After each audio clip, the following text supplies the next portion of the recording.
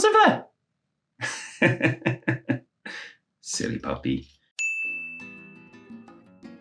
With summer supposedly here in the Northern Hemisphere, chances are many of us will be going to the beach to lounge in the sunshine and go for a swim. People tend to wear swimming costumes of all kinds at the beach, from trunks to speedos to one pieces. I personally like to wear one of those sort of big old-fashioned stripy ones. Yeah, I still wear one of those, and then I get taken to the sea in a horse-drawn carriage. That's how I like to do it, but you do you, man. But though, perhaps the most well-known of swimming costume is the bikini. This costume, which consists of little more than a garment that covers the chest and a garment that covers the nether regions, has become a staple of summertime fun, along with that name. Yet despite how linked to fun times this swimming costume is, its name has ties to something far less enjoyable: total nuclear destruction. This is quite a well-known story, but for those unaware, we're going over it here again because it's a really fun one. The best place to start with this story has to be with the true origin of the word bikini unto itself. This name didn't start life as the title of a swimsuit.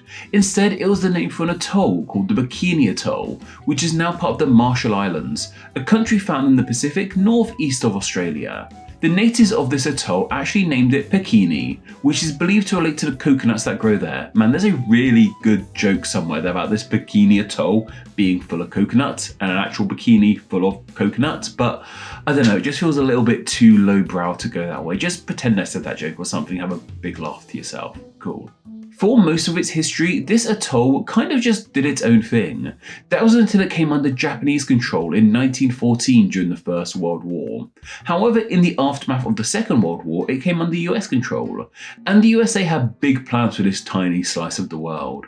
They decided it would be a great place to test nuclear bombs.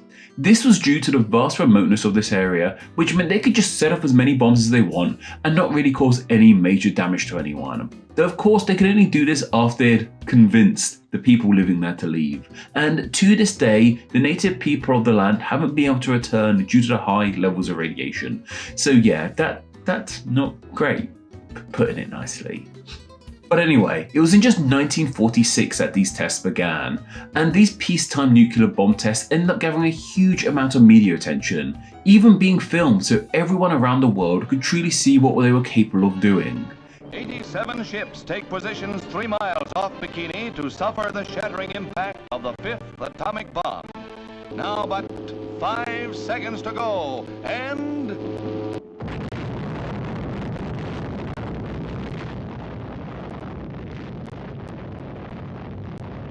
This led to that name of Bikini going from being the title of a little known chunk of land in the middle of nowhere to being heard all across the globe. It wasn't just the nuclear arms race which was making huge bounds during 1946, however, as the world of swimwear was going to change forever in this same year too.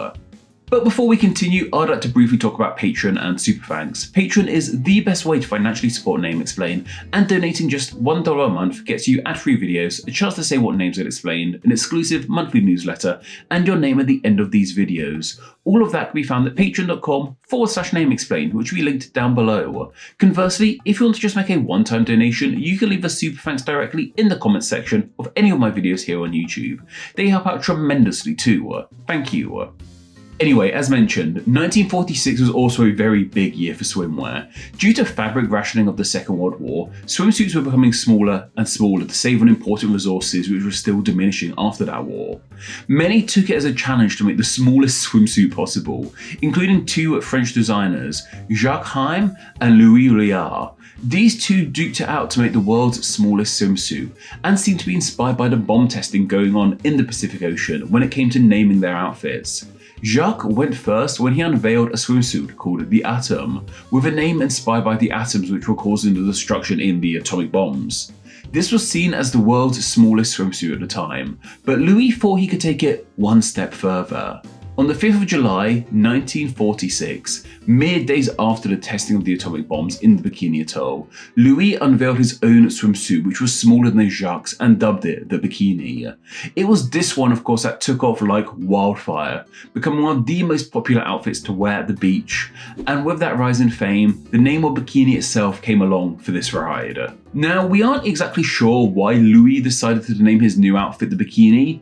It clearly comes from the interest around atomic bombs at this time in history. While we have evidence of bikini-style outfits dating back to ancient Rome, in the recent past of 1946, swimwear had been far more conservative. The fact that the bikini revealed so much skin to the world was a huge thing at the time, and the impact its appearance had on people was seen as being comparative to that of the atomic bomb being dropped on the Bikini Atoll. And it all also ties into that whole idea of calling someone attractive a bombshell.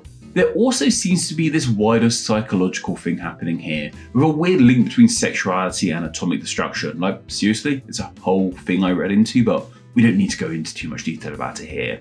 But what we know for sure, however, is that this swimsuit was named after the site where atomic bombs were being tested, even if we don't know the exact reason why. From here, the bikini name took off and even inspired other kini-style swimwear like the tankini, trikini, and of course the mankini. Now, I was gonna share photos of these last 3 ones, but I think we're already playing with fire with YouTube's demonetization policies of the amount of bikinis I'm already showing in this video, so we probably don't need to see those ones, especially the mankini. I was this close to getting a Borat picture up. But if there's any other kind of kinis I forgot to mention, please let me know about them down in the comments below. And of course, please suggest a topic down below which we could cover in next Monday's Name Explain video.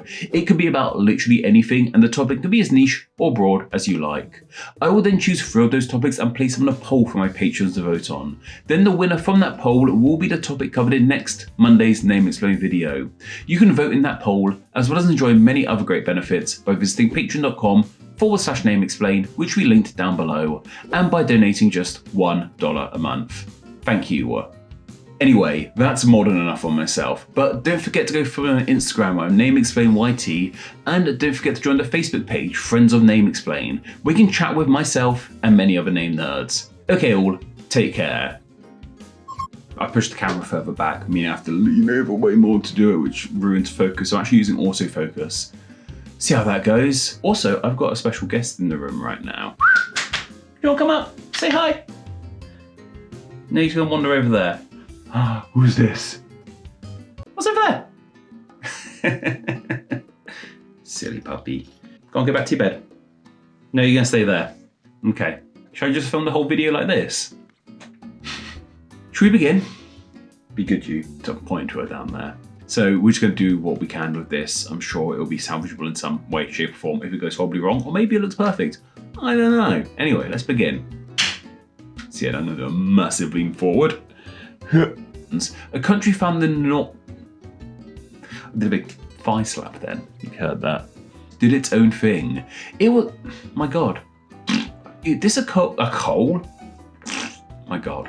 You changed something. I changed the camera settings, and suddenly it all just falls to pieces. It must feel like a 3D film. You keep on lunging forward at you. Jacques Haim and Louis Riard. Jacques Haim and Louis Riard. French. Tough language for me. Who are seen being, well, absolute word soup I've just written. And just filmed the whole video like this, really intense. Bye.